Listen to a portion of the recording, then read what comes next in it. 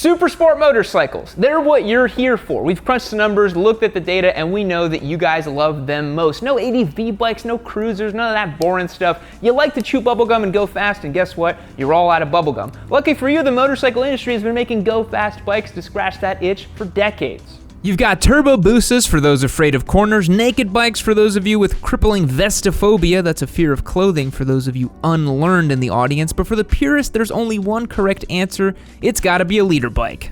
But in recent years, manufacturers have been turning their naked bikes into quasi-supersports. They're putting lower clip-ons, fitting them with fairings even, and more aggressive ergonomics. And it begs the question, what makes a supersport a supersport? Despite the recent rumblings from Suzuki about their future in motorsports, you can't talk about the GSX 1000 without talking about the incredible racing lineage of the GSX name. The GSX 1000 is the evolved form of the 750, which has a 20-year history of ass-whooping around a racetrack. Believe it or not, we have yet to ride a 750 on the channel, which seems like a missed opportunity. Lucky for you guys, in 2001, Suzuki took everything that they learned from the GSX 750 and released the GSX 1000. It had a 988cc inline 4, putting down 160 horsepower and 80 foot-pounds of torque with a wet weight of 430 pounds. It could clear a standing quarter mile in 10.1 seconds with a trap speed of 141 miles an hour. This motorcycle could go 0 to 60 in 3 seconds in 2001 in stock trim. And by the way, those numbers crushed the R1, making it the biggest and baddest leader bike you could buy. In 2002, Suzuki made a few changes like bold new graphics, fancy stickers, and luggage hooks so that you can feel comfortable telling your significant other that you needed a new GSX because it was more of a sport touring bike now. Then you have a minor power bump and some weight savings in 2003, with revolutionary bold new graphics coming in 2004. Now look, it's easy to make fun of Suzuki's set it and forget it attitude when it comes to motorcycles, but the reason the joke makes itself is this bike right here, the K5 and K6 Gen GSX 1000. This thing was bored to 998 cc's, putting down 178 horsepower and 87 foot-pounds of torque, while weighing in at just a little over 400 pounds wet and ready to ride. Look guys, Suzuki made just about a perfect leader bike, and let's face it, they knew it. So much so that even 2 decades later, you have Suzuki bragging about how their motorcycles have the exact same engine as this bike from 2005. It's kind of wild when you think about it, but they are still using the same twin spar frame, generally the same engine, big brakes, big suspension. It's functionally a race bike with lights. So, how's your relationship with your chiropractor? I don't want to talk about it. I don't want to talk about it. Yeah, okay, I think I have the solution. You take a street bike and you turn it into a super sport. And if you want to talk about history, the Triumph over here has a long proven track record of excellence. The Speed Triple got its start back when the K5 was but a glint in the Suzuki engineer's eye, with the first model hitting the streets in 1994 with an 885cc triple making 98 horsepower and 59 foot-pounds of torque. It had one too many orders of bangers and mash, tipping the scales at a portly 496 pounds wet. Sure, those numbers don't sound all that impressive, but bear with me here. The Speed Triple was not designed as an out-and-out race bike. It was actually a great naked bike you could use all the time. Fast forward 10 years and you had the 1050, one of the most legendary Speed Triple monikers. You had the 1050cc Triple making 131 horsepower and 78 foot-pounds of torque. This thing ran pretty much unchanged until 2016.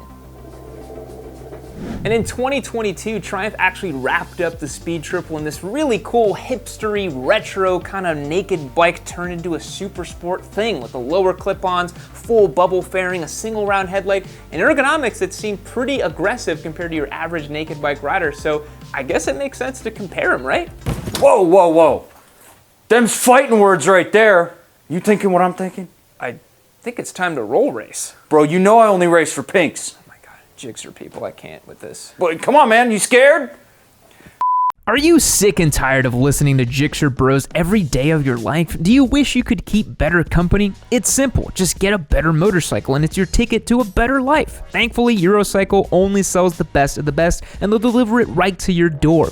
If you want a simple man's bike, they've got you covered as well. Click the link down below and search their wide inventory of new and used bikes, and you can get yourself a tidy $300 off your purchase price if you're a member on yamanoob.co, or if you're not, you'll get a free year of membership with all the benefits, including Discord access, 10% off your purchases on shop.yamanoob.co, Twisted Road rentals, and more. Eurocycle is our dealership of choice, so click the link down below and get yourself a shiny new bike and all the other benefits. But now, let's go see which bike is faster.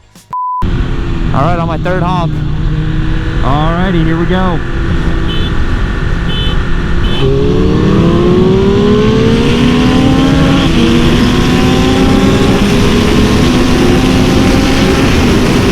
Oh, man.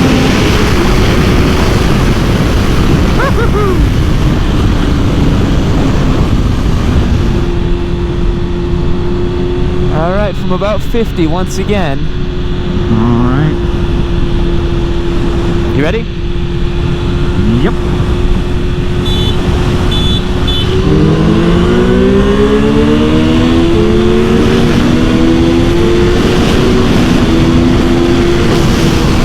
You know, it'd be nice if I could see where I'm going. Damn!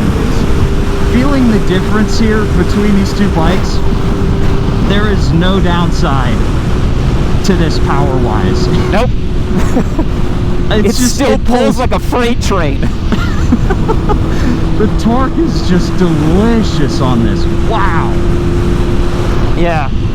Alrighty, man. You think that was enough street squidding for the boys? I think they're going to be happy. Let's get these things out on the twisties and talk a little bit more about them. Let's do it. So I feel like the Speed Triple makes ridiculous torque and ridiculous top-end power. I don't really feel like you give a whole lot up on that bike, whereas the K6, even though it is a big bad leader bike, you got to wind it out a little bit compared to these new crop of naked bikes. What do you think? Yeah, I think the main reason why somebody would run out and get a leader bike is because they want that top-end rush, right? And they don't think they're going to get it out of a bike like this. They think, oh, naked bike's tuned for torque, but manufacturers have lost their goddamn minds lately. You know?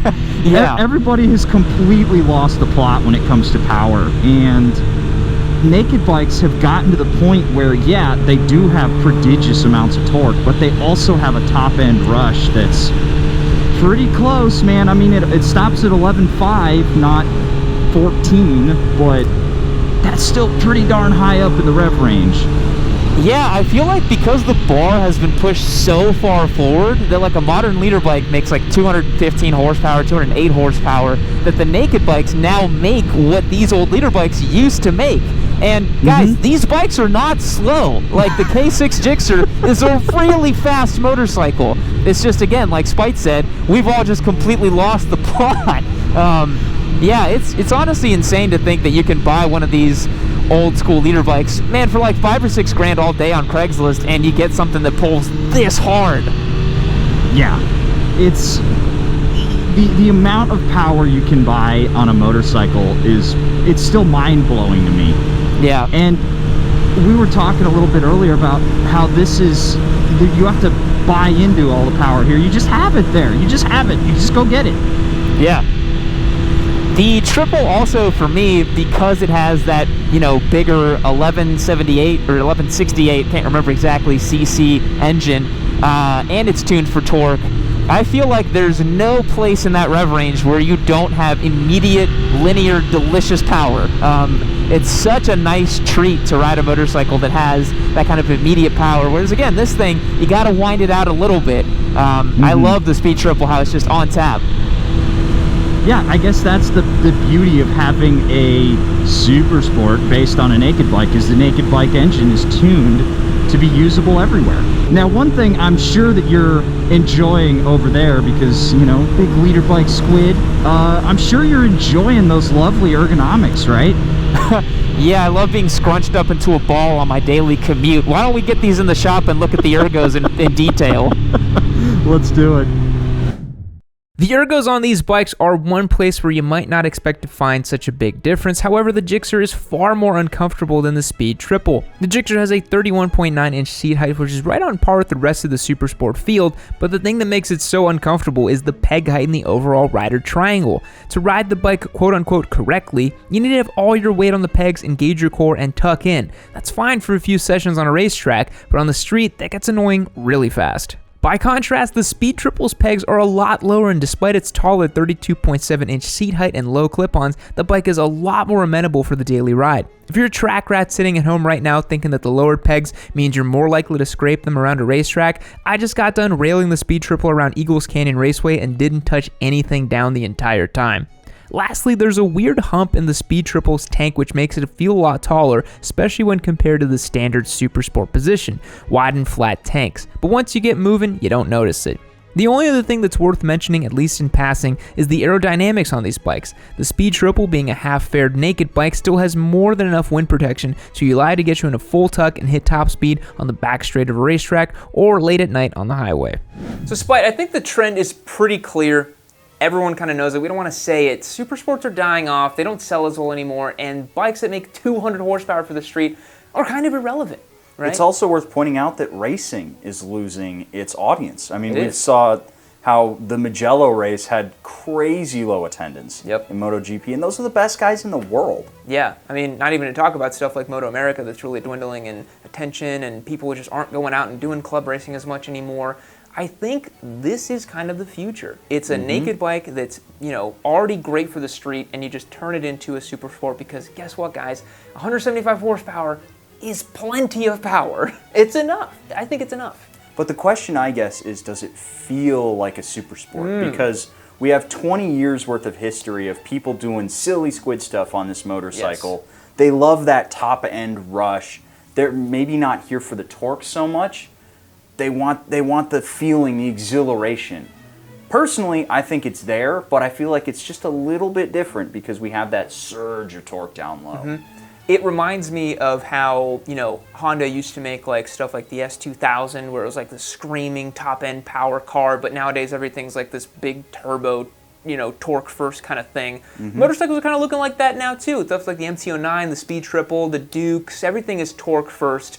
And it's because it makes it more fun and usable. I think that if you like stuff like this, nothing wrong with liking stuff like this for the street, but this motorcycle revs out the way it does because it's designed to be used on a racetrack. It just happens to be fun to ring it out on an on-ramp on a highway, but for my money, this still feels like a real super sport in my opinion. Yes, it makes the power a little bit differently, but it's the same.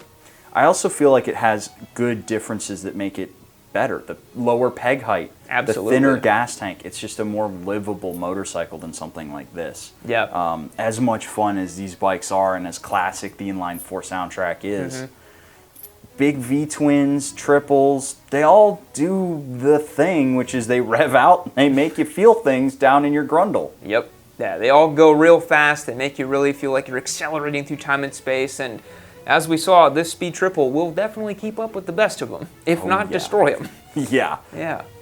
So guys, what do you think down below? Do you think we're reading the tea leaves right here for these trends of super sports and super bikes going the way of the dodo? I personally do think it's a little bit sad, but if this is what we have in replacement of it over something like an electric bike, I am more than happy. What do you think, Spite? Oh yeah, I mean, these motorcycles, the future's really bright. We've taken everything we've learned and we've distilled it into a really usable package. If you haven't tried one of these and you are a die-hard leader bike squid, you owe it to yourself to go try one. This bike is tremendous. It's a 10 out of 10. I'm going to start simping about it if you don't cut this video off right now, Derek, but this bike is just amazing, and I'm just going to keep simping about it unless you really cut me off in this video, and you really should just cut this video off right now, because otherwise I'm just going to keep going.